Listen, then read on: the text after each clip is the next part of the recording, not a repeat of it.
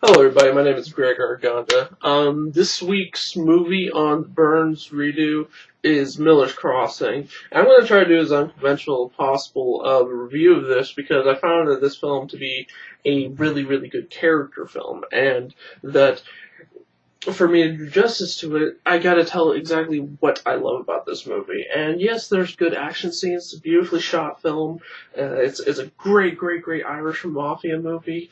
It's kind of like a funny version of Road to Perdition. Road to Perdition being like a polar opposite in terms of mood, but kind of the same in the way of like the actual storyline itself. But what really stands out for this movie to me is that all the characters are so quirky and odd and so interesting.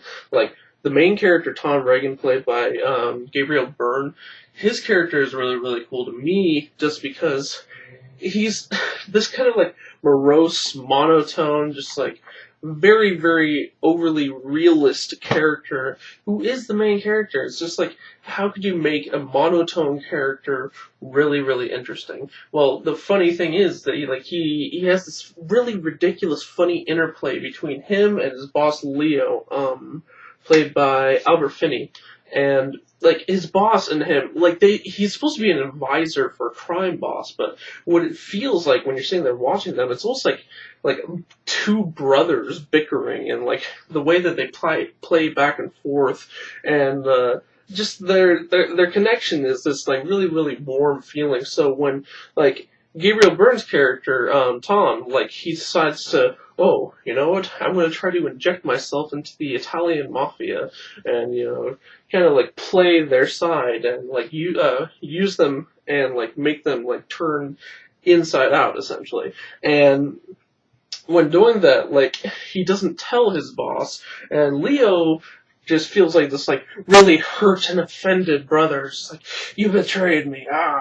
It's funny because just the feeling is, it's not boss and underling, it's like brother and brother bickering and fighting. It's really, really funny how that works. And on the other side, well, actually somewhere in the middle, John Turturro's character, Bernie Birnbaum, this is probably one of the first movies that really, really made me hate John Turturro. Like, I like John Turturro a lot, but in film, it's really interesting for them to make him such a despicable, annoying character, because he's basically he's using Gabriel Byrne or Tom Regan just as leverage again and again. He's just like, oh, please help me, Tom, please help me. The Italian mafia are gonna kill me.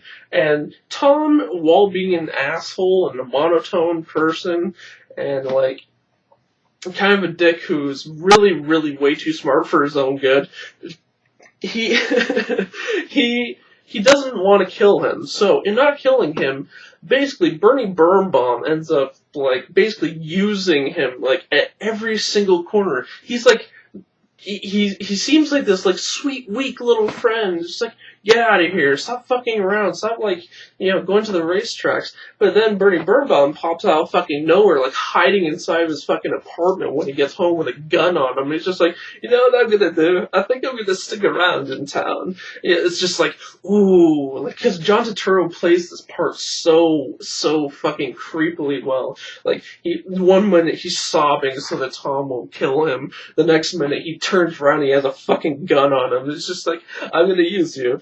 You know what? If anything wrong happens to me, you know what? I'm gonna turn you over.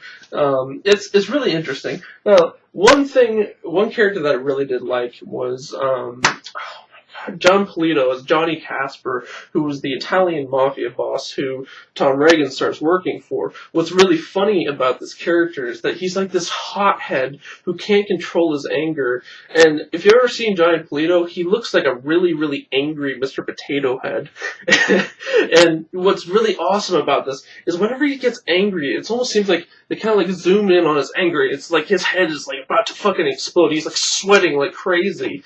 And it is so funny. Every single scene with John Polito in this film is hilarious. Like, his anger is so unbearably uncontrollable, and like, one of the things that makes Tom so easily like swoop into the situation is that Tom is a really, really, really intelligent advisor, and he kind of like calms him. It's just like, just trying to like relax him. And Tom actually does know how to relax him, unlike the underling, who is probably one of my favorite characters. This is bad that he's one of my favorite characters, but the character Eddie Dane, played by J.E. Freeman, and I had to look that up. J.E. Freeman, I had no idea who that was. But no, the Dane's character is probably like one of the most menacing henchmen ever. And what's really interesting about the Dane is that he is like, he's this like walking death. He's like, he's more like a symbolization of death. And there's this one great scene where he's like he breaks into this horror house trying to look for these people, and like he's Johnny Polito's henchman. He's the killer, essentially. He breaks into this whorehouse trying to get information about Tom Reagan, and he just comes in with his gun. He's just like, "I'll kill all of you whores." It's just so fucking intense of a character. Like, the Dane, every time he walks into a room, it's just like, oh man, you feel like your life expectancy just like dropped about 80% when he enters the room, because he's just got this like kind of like presence about him that he's just like walking doom. Miller's Crossing, I give 2 huge thumbs up. Way back when I was a kid, I used to watch all the Coen brothers movies, and this was one of my favorite movies. And as it's interesting because this is actually like one of the very first Irish mobster movies that I ever saw, and to this day, it's still one of my favorites. This is actually a lot more approachable movie than like something like Road to Perdition, which, while it has great actors and like Tom Hanks is the main character, it's a much more morose and unapproachable film. There's a lot of bleakness to Road to Perdition, but with Miller's Crossing, there's bleakness, there's brutality, but there's a lot of comedy that kind of like, it's really awkward and like offbeat, but like kind of like sets you into this mood where you're kind of in this state of complacency where all you want to do is really learn more about the characters. I'm gregarganda, and I got Miller's Crossing 2 thumbs up.